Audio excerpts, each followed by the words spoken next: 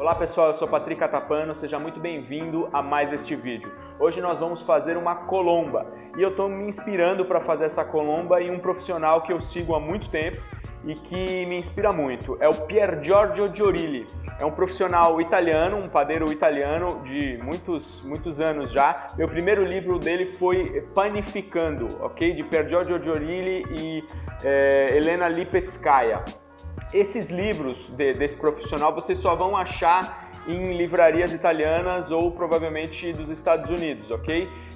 Na Amazon você acha, se você tiver interesse. Ele só tem em italiano e em inglês, ok? Não vai achar em português. Mas o italiano é fácil de entender e se você tiver alguma dúvida de palavras é só ir no Google e fazer a tradução.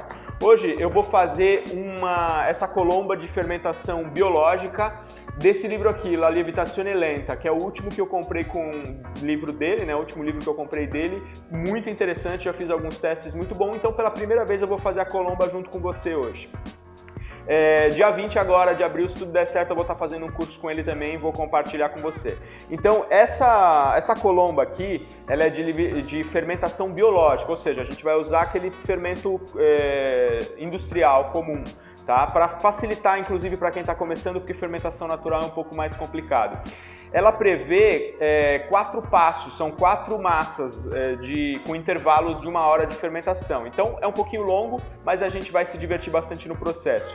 Vou te ensinar a fazer também, pegando sempre desse livro aqui, aquela cobertura que vai na colomba e uma pasta de laranja, que ele pede aqui, mas como eu não sei o que é e não tenho, eu vou fazer uma pasta de laranja com pera e raspas de laranja. Então fica aí que a gente vai se divertir.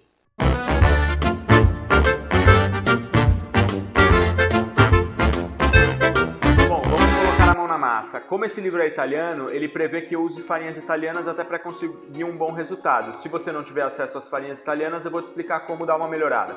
Essa primeira etapa, eu dividi ali que a receita é grande, então eu dividi para conseguir fazer uma receita menor. Ela prevê 125 gramas de farinha W330. Se você não sabe o que é um W, é a força da farinha. Tem um vídeo no YouTube onde eu falo o que é W, ok? Mas indica a força da farinha. Essa é uma força de farinha, essa é uma farinha de força médio forte, ok? Então, W330. Se você não tiver essa farinha, coloca 25 gramas a mais, ok? Eu vou colocar 125 gramas. Se você for fazer com farinha nacional, coloca 150 gramas para melhorar a tua receita. Então agora eu vou misturar essa primeira etapa. Essa receita prevê 4 etapas. Vamos lá. Farinha, açúcar, fermento, é bastante fermento mesmo, ok? Porque a gente vai fazer um pão doce precisa de mais fermento. Estou colocando fermento fresco, 40 gramas. Se você for usar do fermento seco, usa em média 15 gramas, ok? E a água. E agora eu vou misturar isso aqui e deixar ela bem homogênea.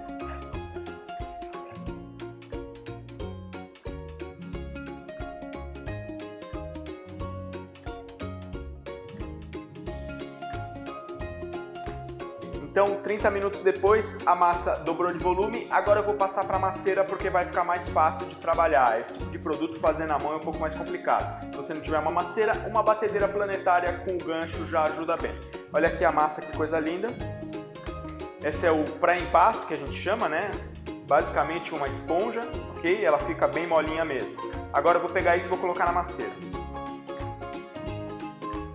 Agora eu vou com a segunda etapa da massa, que prevê mais 200 gramas de farinha W330,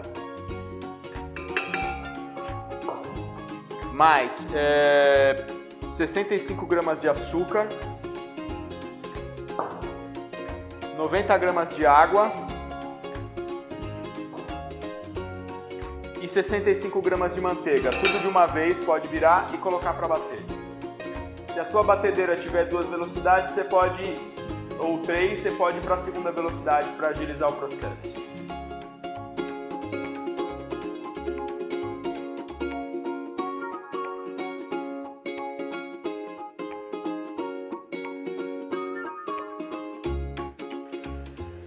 Ela demora mais ou menos de 10 a 15 minutos para ficar lisa e homogênea. Lembrando que a gente está usando uma farinha W330, que é uma força médio forte.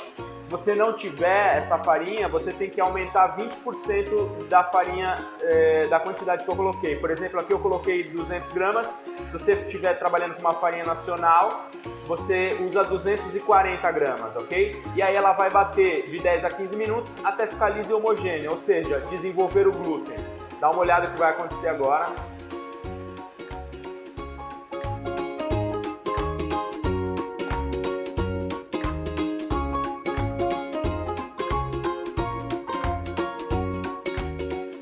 Quando ela desenvolve o glúten, ela vai limpando a base da maceira e ficando lisa e elástica, ok? Então, você vai bater, em média, 15 minutos, dependendo da maceira, até ela ficar lisa e homogênea.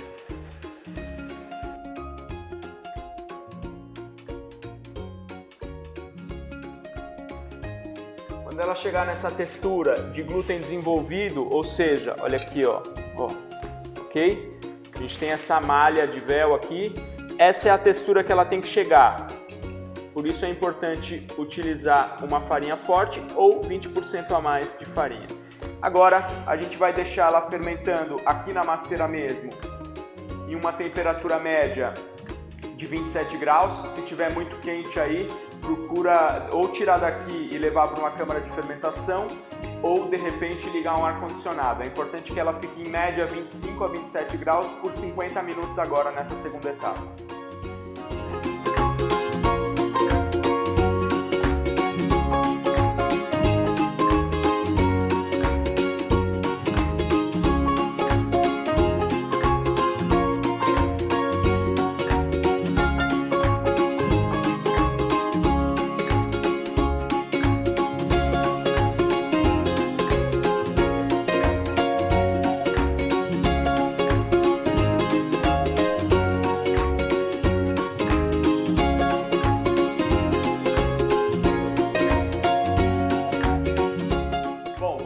Próximo impasto, como se diz na Itália, a próxima massa. É um pouco complexo, né? Você vê que é um processos graduais, mas para que a gente consiga um resultado de leveza e uma boa fermentação, ok? Então vamos lá, a massa ficou 50 minutos parado.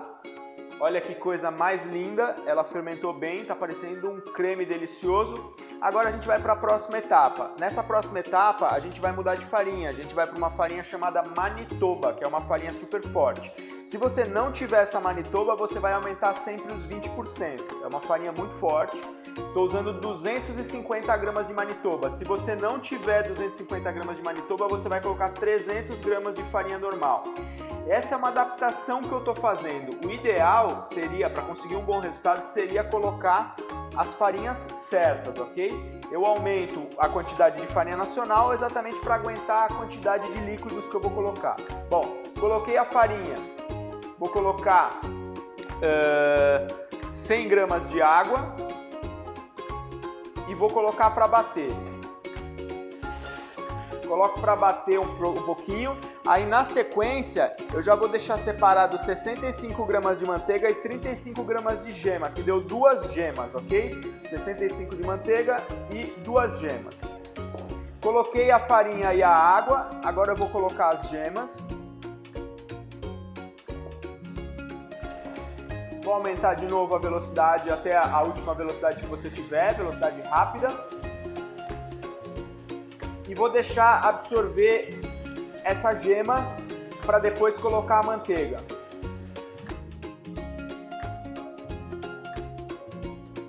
Agora que absorveu a gema, eu vou entrar com a manteiga para a gente finalizar e vou deixar bater de novo até ela ficar lisa e homogênea, ou seja, até desenvolver o glúten. Deve demorar em média 10 minutos, dependendo da tua maceira ou tua batedeira.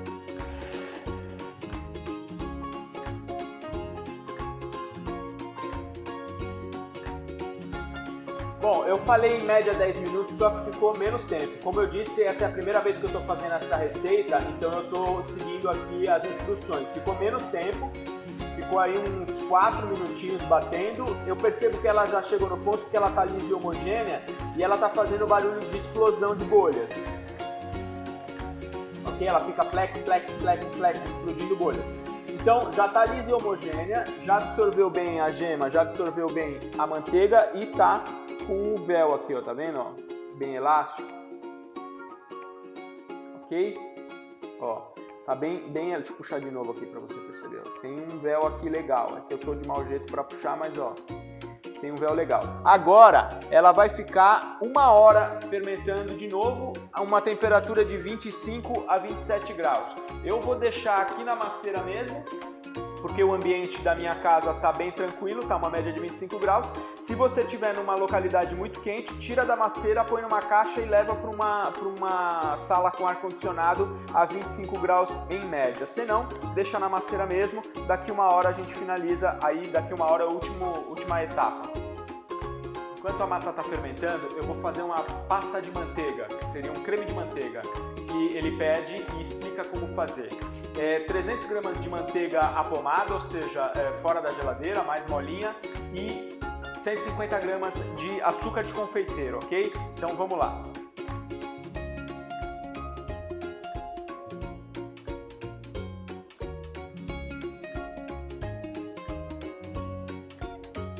Então, após a fermentação dessa massa que a gente fez, agora a gente vai finalizar finalmente a receita, ok? Olha que coisa linda que ela ficou, ok?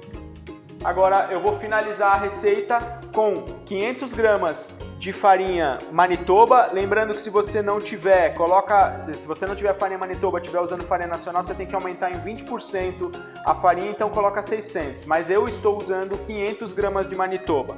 Estou usando também 125 gramas de açúcar demerara, que pode ser o branco também, 35 gramas de gema, 40 gramas de mel, 20 gramas de sal, 140 gramas da pasta de laranja que fizemos. Eu vou usar 20 gramas de essência de baunilha que a gente faz em casa, a Mari que fez. Você pode usar aí 20 gramas da essência de baunilha tradicional ou 2 bagas, se você tiver, ok? 100 gramas de água, 125 gramas de manteiga e a laranja cristalizada. É isso. Agora a ordem você vai ver. Coloco primeiro a farinha. Posso colocar já a água e a gema na velocidade baixa para não voar farinha para tudo quanto é lado. Vou ligar a maceira e vou deixar ela incorporar um pouco essa água e a gema. Quando incorporou que não vai voar, eu vou aumentando um pouco a velocidade devagar. Bom, quando deu uma leve incorporada, só um pouquinho aqui na água e na gema, eu já posso vir com a pasta de laranja, o açúcar, o mel e a essência de baunilha. O sal, a manteiga tradicional e a manteiga, o creme de manteiga que nós fizemos com açúcar de confeiteiro e as laranjas cristalizadas vão ficar mais para o final. Agora eu volto a bater para absorver tudo isso. Posso bater já numa velocidade mais elevada. No meu caso eu vou bater na velocidade máxima.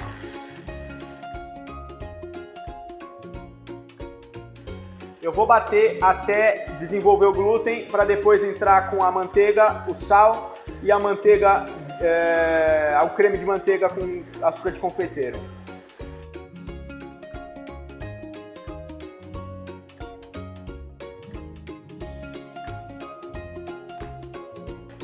Quando ela chegar nessa textura lisa, homogênea, tá parecendo uma cabeça de alho, já tem uma resistência para absorver a manteiga. Eu vou entrar com a manteiga em cubos, a pomada, né, mais derretidinha, e o sal. O creme de manteiga com açúcar de confeiteiro é daqui a pouco.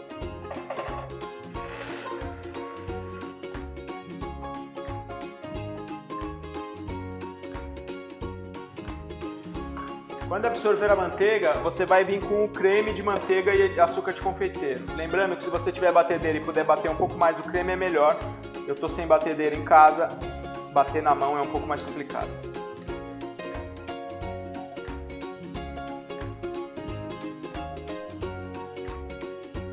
Depois que eu coloquei o creme de manteiga, eu vou deixar bater até incorporar bem e desenvolver o glúten a ponto de véu, ok? Para quem já é da panificação, já faz pão em casa, já vai saber. Para quem não é, precisa ficar bem lisa, homogênea e elástica. Vamos ver como é que ela tá. Ó, ainda falta um pouquinho, mas ela já tá bem elástica. Tá vendo? Mas ainda falta bater um pouquinho. Bom, quando a massa vai ficando bem lisinha e homogênea, você vê que ela fica bem brilhante, talvez ainda precise bater mais um pouquinho. Mas eu vou ver, eu vou com as mãos molhadas, ok? E puxo para ver se tem o famoso véu. Tem que puxar com delicadeza, senão ela rasga mesmo. Ok? Ainda falta bater um pouquinho, mas ela já está bem elástica. Ó. Vou bater mais uns 2 minutinhos para ela ficar um pouco mais lisa e homogênea.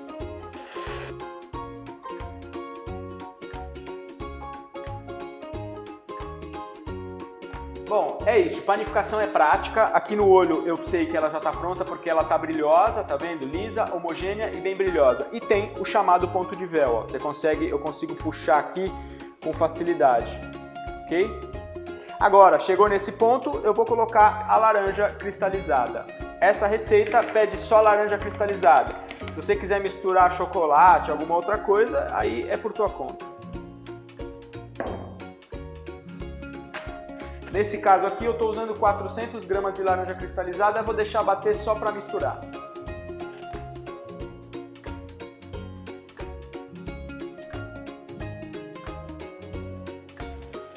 Bom, misturou bem, agora eu vou pegar uma vasilha, nesse caso eu estou usando a vasilha que estava manteiga, vou colocar um pouco de gordura, pode ser uma manteiguinha derretida, pode ser um azeite, para facilitar. E vou retirar a massa da maceira com as minhas mãos úmidas. Olha que coisa linda.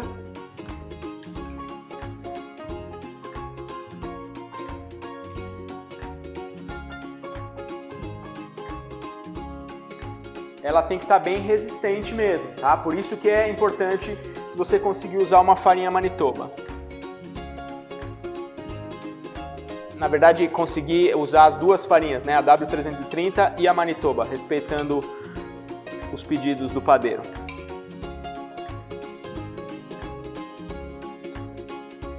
Bom, agora eu vou pegar as pontas de baixo para cima e junto aqui para cima. E aí agora eu viro ela e dou uma ajeitadinha. Posso até dar uma dobrinha puxando ela aqui para cima, ó, e apoio ela em cima dela mesma.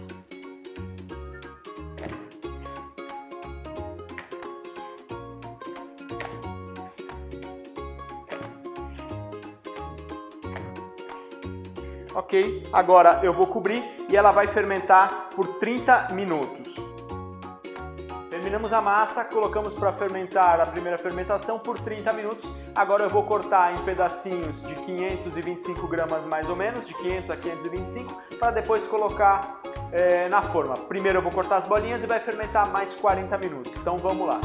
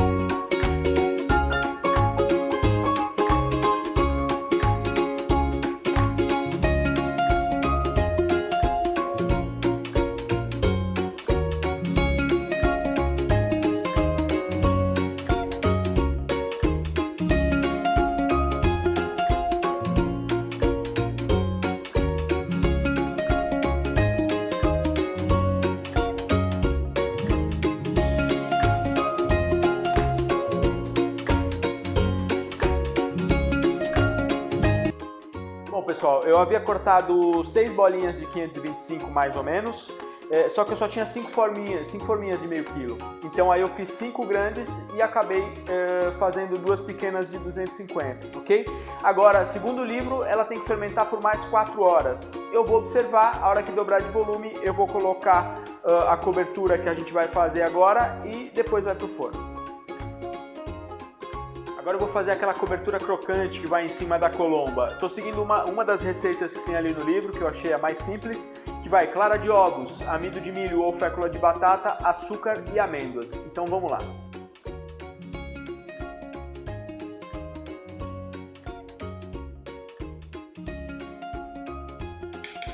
Bom, eu bati até ficar bem cremosa, agora eu preciso adicionar o amido, o açúcar, para depois finalizar com as amêndoas. Eu estou colocando fécula de batata, vou devagarzinho aqui.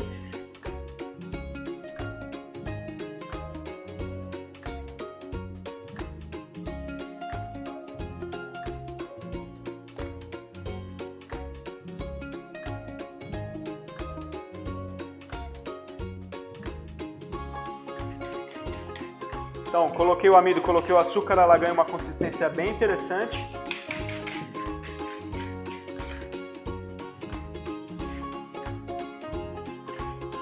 E agora eu vou misturar as amêndoas.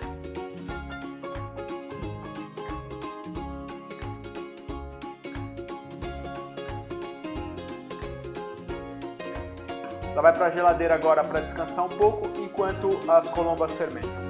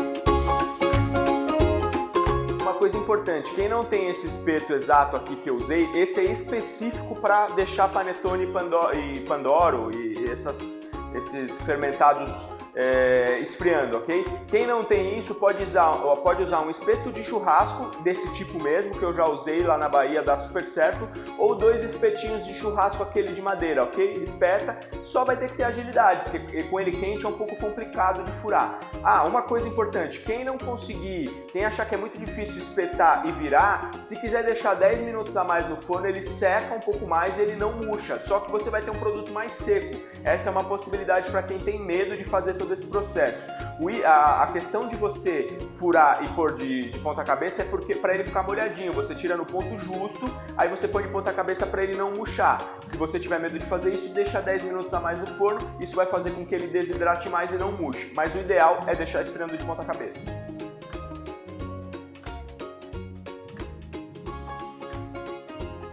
Buongiorno a tutti, bom dia. Bom, dia seguinte, ontem nós ficamos até tarde gravando e assando as colombas, que elas chegaram aí na fermentação por volta das 10h30, 11 horas da noite, quase aqui da Itália. Receita fantástica, vale super a pena. É a primeira vez que eu faço a receita desse livro. Esse livro é novo, eu comprei faz pouco tempo, eu só fiz o croissant dele que deu super certo. E agora fiz essa receita de colomba, que tem 2 ou 3 aqui dentro, mas eu escolhi uma mais fácil. Deu super certo. É uma receita complexa, para quem vai fazer pela primeira vez ou para quem não tem costume de fazer pão, pode ter algumas dificuldades porque é uma receita muito longa e complexa. Mesmo eu, que faço pão direto e tenho experiência, tive alguns probleminhas. Primeiro problema, ele pedia para assar 35 minutos aqui com indicação de temperatura de 180 graus, mas o meu forno é muito forte, eu fiquei com medo de colocar 180 graus, coloquei 150, deu certo, assou direitinho, os 35 minutos, eu fui tirar ela do forno, eu até pensei espeta o termômetro e vê a temperatura, que é de 96 graus mínimo em panetones e colomba. Só que eu fiquei com preguiça, já era meia-noite e pouco, eu olhei 35 minutos, estava bem dourado, eu falei, vou tirar, não tem problema. Não tirei a temperatura.